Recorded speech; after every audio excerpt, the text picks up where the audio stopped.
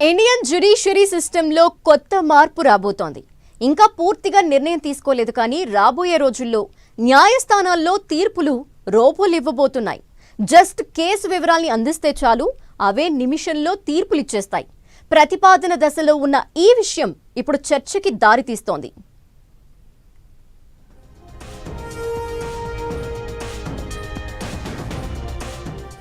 జడ్జిల స్థానంలో రోబోలు.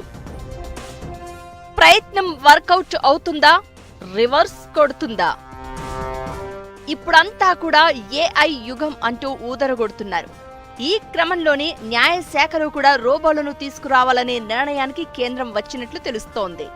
పెండింగ్ కేసులను తగ్గించడానికి, తొందరగా తీర్పులు వచ్చేందుకు ఏఐ టెక్నాలజీ వాడకానికి కేంద్రం దాదాపు గ్రీన్ సిగ్నల్ ఇచ్చింది అంటున్నారు. చిన్న చిన్న కేసుల్లో తీర్పుల్ని వెంటనే ఇచ్చేలా ఏఐ రోబోలను ఉపయోగించాలనేది ప్లాన్ కాగా, ఈ రోబోలను రోబో జడ్జిలుగా పిలుస్తారు. ఇవి వెంటనే తీర్పిచ్చేస్తాయి. ఒక కేసును, వివాదాన్ని ఏఐకి చెబితే అది క్షణాల్లో తీర్పు ఇవ్వగలదు.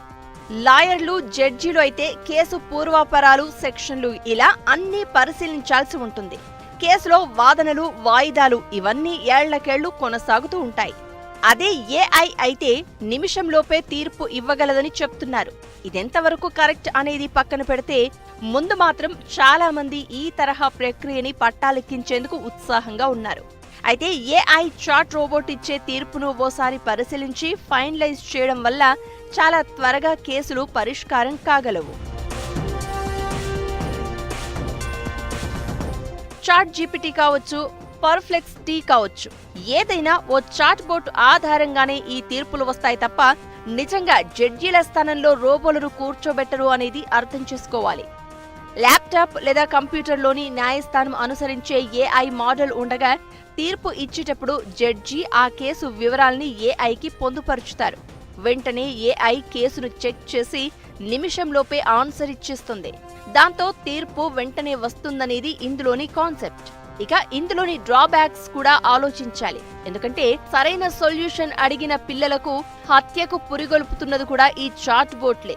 భిన్న సందర్భాలను అంచనా వేసి దానిపై నిర్ణయం తీసుకోవాల్సింది న్యాయమూర్తే కాబట్టి తొందరలోనే జ్యుడిషియల్ సిస్టంలోకి ఏఐని ప్రవేశపెడతారంటున్నారు.